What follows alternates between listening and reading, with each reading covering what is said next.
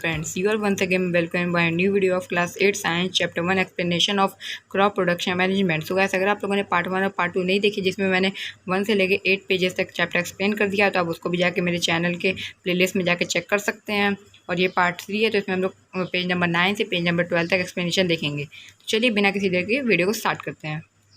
Modern methods of irrigation. तो अब हम लोग यहाँ से पढ़ेंगे कि जो मॉडर्न मेथड्स हैं इरिगेशन के, नए ज़माने के क्या क्या मेथड्स हैं जिनसे इरिगेशन होते हैं। सो एक बार स्टार्ट करने के पहले मैं आपको बताना चाहूँगी कि जिन लोगों ने अभी तक चैनल को सब्सक्राइब नहीं किया है तो वह जल्दी आके चैनल को सब्सक्राइब कर लीजिए। अभी मेरे खुद एग्ज़ाम्स चल रहे थे ऑनलाइन, इस वजह से मैं वीडियोस नहीं बना पा रहा था, लेकिन अब मैं फ्री हो चुका हूँ बिल्कुल। तो आपको हर चैप्टर की जल्दी वीडियोस मिलेंगे और क्लास 7 की वीडियोस भी इस पर आती हैं। तो गाइस, जो भी अगर आपके क्लास 7 के दोस्त हैं उनको बोलिए चैनल सब्सक्राइब कर लीजिए। चलिए स्टार्ट करते हैं। Modern methods of irrigation help us to use water economically. जो मॉडर्न मेथड्स होते हैं इरिगेशन के, वो हम लोग को वाटर को इकोनॉमिकली यूज़ करने में मदद करते हैं। The main methods use are as follows. जो मेन मेथड्स होते हैं उनको वो दिए गए यहाँ पे, जैसे कि पहला यहाँ पे दिया गया है स्प्रिंकलर सिस्टम, ड्रिप सिस्टम। तो चलिए स्टार्ट करते हैं स्प्रिंकलर सिस्टम से। This system is more useful on the uneven land where sufficient of water is not available. ये जो इस्तेमाल होता है सिस्टम, इसको ज़्यादातर वहाँ पे इस्तेमाल किया जाता है ऐसे जगहों पे जहाँ पे पानी की कमी होती है। The perpendicular pipes having rotating nozzles on top are joint to the main pipeline at regular intervals. जैसे कि आप यहाँ पे देख सकते हैं, 1 मिनट गैस। हाँ, जैसे कि ये पूरा ये जो यहाँ पे ये मोटर फिक्स किया गया, फिर यहाँ से ये पूरा जो मेन पाइपलाइन यहाँ से पानी आ रहा है और यहाँ पे हर एक पाइप से ये देखिए ये मेन पाइपलाइन अटैच्ड है और इसके ऊपर एक छोटे छोटे नोजल्स हैं जिसमें से पानी निकल रहा है और पर्टिकुलर इंटरवल पे, मतलब टाइम टू टाइम पे इसमें से पानी आता है और ये ऊपर नोजल्स की मदद से ये पूरा छिड़क जाता है। मतलब हर एरिया में वो घूमता है नोजल्स, जिसके वजह से पूरा पानी हर एरिया में पहुँच जाता है आसपास, जिससे पानी भी कम लगता है और हर जगह पानी पहुँच जाता है हर प्लांट्स को। When water is allowed to flow through the main pipeline under the pressure with the help of a pump, it escapes from the rotating nozzles. मैंने वही भी बताया, जो आपको बताया वो यहाँ पे वही दिया है। जब वाटर को अलाउ किया जाता है पंप से, जब पानी आता है प्रेशर के साथ, तो फिर वो रोटेटिंग नोजल से पानी निकलता है और रोटेटिंग नोजल्स होने की वजह से जो पानी है वो रोटेट होते होते हर जगह पूरे एरिया में पहुँच जाता है। It get sprinkled on the crop as if it is raining. और वो ऐसे स्प्रिंक होता है, मतलब ऐसे वो फैलता है जैसे कि बारिश हो रही हो। वो जो पानी है वो क्रॉप पे इस तरीके से जाता है जैसे कि बारिश हो रही हो। Sprinkler is very useful for lawns, coffee plantation and several other crops. ये स्प्रिंकलर होता है वो लॉन्स में बहुत ही यूज़फुल होता है, कॉफ़ी प्लांटेशन के लिए और भी बहुत सारे क्रॉप्स के लिए बहुत यूज़फुल होता है स्प्रिंकलर। सो यहाँ पे ये हो गया। अब हम लोग यहाँ पे ड्रिप सिस्टम पढ़ते हैं। ड्रिप सिस्टम के बारे में भी आप देख सकते हैं यहाँ पे। Drip system, in this system the water falls drop by drop directly near the roots. जो ड्रिप सिस्टम होता है इसमें जो वाटर होता है वो हर प्लांट्स के रूट के, हर क्रॉप के रूट के पास धीरे धीरे गिरता है।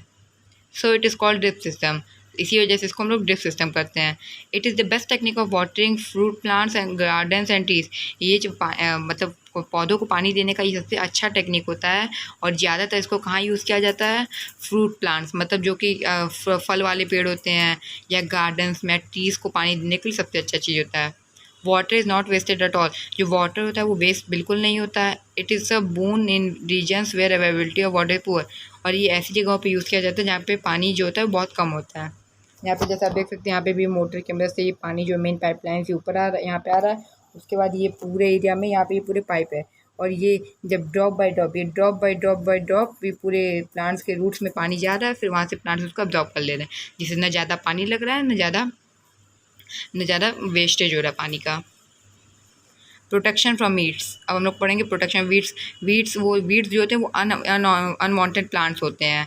ऐसे प्लांट्स जिनकी ज़रूरत नहीं होती है हम लोगों को, उनको हम लोग वीड्स कहते हैं। तो अब उनसे कैसे हम लोग अपने प्लांट्स को बचा सकते हैं, अब वही पढ़ेंगे। In a field, many undesirable plants may grow naturally with the crop. These undesirable plants are called weeds. जो फील्ड होता है, फील्ड के अंदर बहुत सारे अनडिज़ायरेबल प्लांट्स हम लोग को मिलेंगे जो कि नेचुरली ग्लो होते हैं क्रॉप के साथ, और ऐसे जो प्लांट्स होते हैं उनको हम लोग वीड्स कहते हैं। जैसे आप कभी देखे होंगे, जैसे अगर कभी आप गाँव गए होंगे, खेत में गए होंगे, तो वहाँ पे देखे होंगे कि कुछ प्लांट्स जो कि उगाए जाते हैं उनके साथ कुछ छोटे छोटे प्लांट्स भी उगते हैं। उन्हीं सब प्लांट्स को हम लोग वीड्स कहते हैं, जो कि उनकी ज़रूरत नहीं होती पर तभी उग जाते हैं ज़बरदस्ती। तो इस वजह से, ताकि हम लोग के प्लांट्स को कोई नुकसान न हो, इस वजह से उनको हटा दिया जाता है। The removal of weeds is called weeding. Weeds को जो रिमूव करने का प्रोसेस होता है उसको हम लोग वीडिंग कहते हैं। Weeding is necessary since weeds compete with the crop plants for water, nutrients, space and light। अगर वीड्स रहेंगे तो जो हम लोग के प्लांट्स हैं उनको compete करना पड़ेगा वीड्स के साथ वाटर के लिए। अब जैसे एक ही जगह पे अगर 2 प्लांट्स हैं तो जो वाटर न्यूट्रिएंट्स है वो दोनों में 50-50 डिवाइड हो जाएगा, और अगर सिर्फ वहाँ पे सिर्फ एक ही प्लांट्स रहेगा तो उसी एक प्लांट्स को पूरा 100% मिलेगा, इसलिए वीड्स को हटाया जाता है वहाँ से। They affect the growth of crop, वो क्रॉप के ग्रोथ को अफेक्ट करते हैं। Some weeds interfere even in harvesting and may be poisonous for animals and human beings. कुछ वीड्स जो होते हैं वो हार्वेस्टिंग में भी इंटरफेयर करते हैं और वो पॉइजनस हो सकते हैं। कुछ वीड्स जो होते हैं वो पॉइजनस हो सकते हैं हम लोगों के लिए और एनिमल्स के लिए भी। Farmers adopt many ways to remove weeds and control their growth. जो फार्मर्स होते हैं वो बहुत सारे वेज को अपनाते हैं ताकि वो वीड्स के ग्रोथ को कंट्रोल कर सकें और उनको हटा सकें। Tilling before sowing of crop help in uprooting and killing of weed. Sowing करने से पहले टिलिंग करना मदद करता है वीड्स को किल करने के लिए, और वीड्स को जड़ से उखाड़ के फेंकने में मदद करता है। विच में then dry up and get mix with the soil. और जब वो क्या कहते हैं किल हो जाएंगे, मतलब जो वीड्स मर जाएंगे तो उसके बाद वो ड्राई हो जाएंगे, ड्राई होने के बाद वो सॉइल में अपने आप मिक्स हो जाएंगे। The best time for the removal of weeds is the before they produce flowers and seeds. Weeds को निकालने का टाइम सबसे अच्छा तब होता है जबकि वो उनके ऊपर फ्लावर्स ना आए हों और वो सीड्स को प्रोड्यूस नहीं करते हैं। The manual removal includes physical removal of weeds by uprooting और cutting them close to the ground. जो मैन्युअल रिमूवल होता है मतलब हाथ से जो किया जाता है उसमें हम लोग उसमें जो वीड्स को रहता है वो एकदम ग्राउंड से क्लोज तक मतलब ग्राउंड से एकदम पास तक वीड्स को कट कर दिया जाता है ताकि वो फिर से वापस बड़े ना हो पाएँ। This is done with the help of a खुरपी। ये सब जो चीज़ें होती हैं वो एक खुरपी की मदद से करते हैं। A seed drill is also use to uproot weeds. एक सीड ड्रिल का भी इस्तेमाल किया जाता है वीड्स को अपरूट करने में। Weeds are also controlled by using certain chemicals such as weedicide। Weeds को कंट्रोल करने के लिए बहुत सारे केमिकल्स का भी इस्तेमाल किया जाता है जैसे कि weedicides हो गए या तो 2 हो गए 4D हो गया, ये सब कुछ केमिकल्स के नाम हैं। These are sprayed in the fields to kill the weeds। ये फील्ड के अंदर इनको स्प्रे किया जाता है ताकि वीड्स को किल कर सकें। They do not damage the crops। ये क्रॉप्स को डैमेज नहीं करते हैं। The weedicides are diluted with water to the extent required and sprayed in the fields with a sprayer। जो weedicides होते हैं वो डाइल्यूट रहते हैं, वाटर के फॉर्म में रहते हैं और इनके एक्सटेंट रहता है और इनको रिक्वायर्ड किया जाता है ताकि ये जो फील्ड में स्प्रे हो जाए और इस स्प्रेयर का काम करते हैं। और यहाँ पे स्प्रेइंग weedicides कैसे स्प्रे किया जाता है यहाँ पे आप पूरा डायग्राम देख सकते हैं। As already mentioned, the weedicides are sprayed during the vegetative growth of weeds before flowering and seed formation। जैसे कि हम लोग को पता है कि weedicides का इस्तेमाल क्या किया जाता है, तब किया जाता है जब उनके ऊपर फ्लावर ना आए हों और उनका सीड का फॉर्मेशन नहीं हुआ होता है। स्प्रेइंग ऑफ weedicides में affect the health of farmers. weedicides को स्प्रे करना फार्मर्स के हेल्थ पे भी अफेक्ट कर सकता है क्योंकि उसके अंदर केमिकल्स रहते हैं जो कि फार्मर्स को भी हार्म कर सकते हैं। इसी वजह से जो फार्मर्स होते हैं वो अपने नोज़ को कवर करके और माउथ को एक पीस ऑफ क्लोथ से कवर करते हैं स्प्रे करते वक्त। They should cover their nose and mouth with the piece of cloth during spraying of these chemicals. मैंने आपको बता दिया। हार्वेस्टिंग, अब हम लोग यहाँ से हार्वेस्टिंग के बारे में पढ़ेंगे। हार्वेस्टिंग मतलब मैं आपको एक ओवरव्यू बताता हूँ। हार्वेस्टिंग मतलब होता है क्या? हार्वेस्टिंग वो होता है जिसमें हम लोग जब हम लोग के क्रॉप्स ग्रो हो जाते हैं अच्छे से तो फिर उनको कट किया जाता है, कट करके स्टोर किया जाता है। तो स्टोर करने के पहले जो कट करने का प्रोसेस होता है उसको हम लोग हार्वेस्टिंग कहते हैं। Harvesting of crop is an important task. जो हार्वेस्टिंग होता है क्रॉप का वो बहुत ही इंपॉर्टेंट टास्क होता है। The cutting of crop after it is mature called harvesting. मैंने आपको बताया कि जब क्रॉप मैच्योर हो जाते हैं, बड़े हो जाते हैं, तो फिर उनको जो कट किया जाता है उस प्रोसेस को हम लोग हार्वेस्टिंग कहते हैं। In harvesting crops are pulled out और cut close to the ground. जो हार्वेस्टिंग होता है इसमें क्रॉप्स को या तो जड़ से उखाड़ लिया जाता है या तो ग्राउंड से बहुत ही क्लोज काट दिया जाता है। It usually takes 3 to 4 months for a cereal crop to mature. जो सीरियल जो क्रॉप होता है उसको ज़्यादा से ज़्यादा 3 से 4 महीने लगते हैं मैच्योर होने के लिए। Harvesting in our country is either done by manually by sickle और by a machine call harvester. Harvesting जो होता है हम लोग के कंट्री में ये या तो सिकल से किया जाता है या तो मशीन से किया जाता है जिसको हम लोग हार्वेस्टर कहते हैं। In the harvested crop the grain seeds need to be separated. Harvester जो क्रॉप है उसमें जो ग्रेन सीड्स होते हैं उनको ज़रूरी होता है सेपरेट करना चैफ से। जो वीड्स होते हैं, वीड्स जो चैफ रहते हैं वो भी एक प्रकार के वीड होते हैं। This process called threshing. और ये जो प्रोसेस होता है उसको हम लोग थ्रेशिंग कहते हैं। इसमें हम जो रहता है उसको पीट के जो चैफ रहते हैं उनसे वीड्स को अलग कर दिया जाता है। This is carried out with the help of machine called combine. ये जो होता है ये एक मशीन की मदद से किया जाता है जिसको हम लोग कंबाइन करते हैं। Which is in fact a harvester as well as thresher. और ये जो मशीन होती है ये खुद के अंदर ही हार्वेस्टर भी होती है और एक थ्रेशर भी होती है। ये आप ये मशीन देख सकते हैं, इसमें हार्वेस्टर का भी काम करता है, ये थ्रेशर का भी काम करता है। Farmers with small holdings of land do the separation of grain and chaff by winnowing. कुछ फार्मर्स जो होते हैं जो कि छोटा ज़मीन ऑफ लैंड मतलब उनके पास कम चीज़ें रहती हैं, तो वो जो सेपरेशन करते हैं ग्रेन और चैफ का, वो विनोइंग की मदद से, विनोइंग ये मशीन की मदद से किया जाता है, जिसमें जो ग्रेन और चैफ जो मिक्स होते हैं उनको एक हाई प्लेस से छोड़ा जाता है, जिसमें जो जैसे इसमें से जो एयर निकलती है, उसकी वजह से जो हल्के पार्टिकल्स जो रहते हैं वो उड़ के दूर चले जाते हैं, और जो भारी पार्टिकल्स रहते हैं वो नीचे आ जाते हैं। जो भारी पार्टिकल्स रहते हैं वो ग्रेन रहते हैं तो वो नीचे एक जगह इकट्ठा हो जाते हैं, लेकिन जब जो चैफ रहते हैं वो हल्के पार्टिकल्स रहते हैं वो दूर ऐसे हवा की मदद से चले जाते हैं। अब हार्वेस्ट फेस्टिवल्स, यहाँ पे फेस्टिवल्स के मैं बताएगा, हार्वेस्ट फेस्टिवल्स होते हैं कुछ, तो वो आप पढ़ सकते हैं खुद से।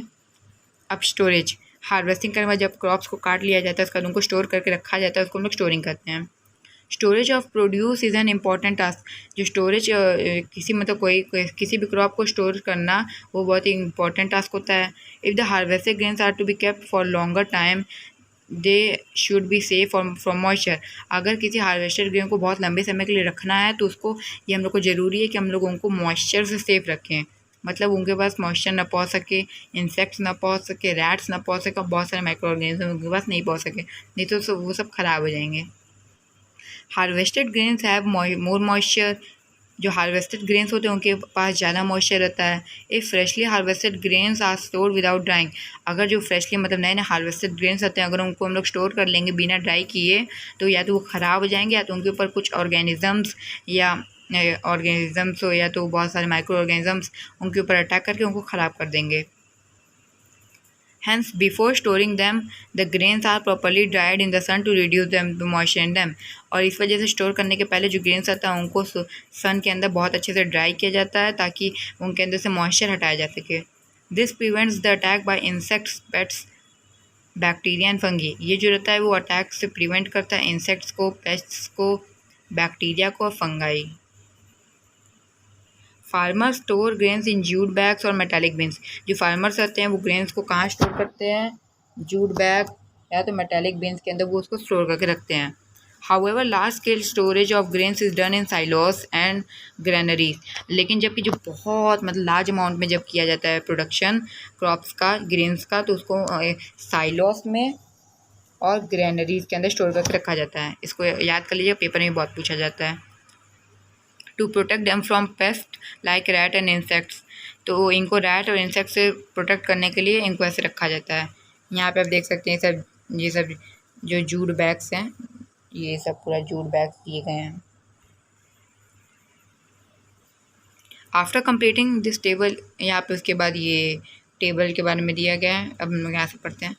Many people living in the coastal areas consume fish as a major part of their diet. बहुत सारे लोग जो कि कोस्टल एरियाज़ के पास रहते हैं उनके डाइट में फ़िश जो रहता है वो मेजर रहता है, मतलब वो लोग अपने सुबह या शाम वो लोग फ़िश ज़रूर खाते ही हैं अपने खाने में। तो यहाँ पे उसी सब चीज़ का बताया गया है। When this is done on large scale को एनिमल हस्बेंड्री, और मैं आपको एक बार पढ़ के बता देता हूँ इसका क्या मतलब है। Similarly, animals reared at homes in farms have to be provided with proper food and shelter. हाँ, जैसे अगर किसी एनिमल्स को रखा जाता है कई उनसे, जैसे कि अगर काऊ हो गए, काऊ को हम लोग रखते हैं, उनसे मिल्क लेते हैं, उनकी देखभाल करते हैं, और जब हम लोग बहुत लार्ज स्केल में करते हैं तो उसको हम लोग एनिमल हस्बेंड्री करते हैं। मतलब एनिमल्स को रखना, उनकी देखभाल करना और उनसे कुछ प्रॉफिट गेन करना और उसके बदले में उनको भी खाना देना और बहुत कुछ देना, तो इसको हम लोग एनिमल हस्बेंड्री। अब यहाँ पे जो होता है हम लोग का चैप्टर यहाँ पे पूरा खत्म होता है, यहाँ पे पार्ट 3 अब खत्म होता है गाइस। तो अगर आप लोगों ने अभी तक चैनल को सब्सक्राइब नहीं किया तो चैनल को सब्सक्राइब कर लीजिएगा। और रुके जाने से पहले मैं आपको बताना चाहता हूँ कि पार्ट 4 जो आएगा, पार्ट 4 में मैं आपको पूरा NCERT का ये जितने भी आप क्वेश्चन देखने हैं सबका मैं आपको सॉल्यूशन दूंगा, और साथ में मैं आपको क्विक रिविजन मैप और भी concept map, points to remember सब कुछ मैं आपको दूंगा। तो गाइस चैनल को सब्सक्राइब करके रखिए और नेक्स्ट वीडियो का इंतजार करिए। थैंक यू गाइस, मिलते हैं नेक्स्ट वीडियो में।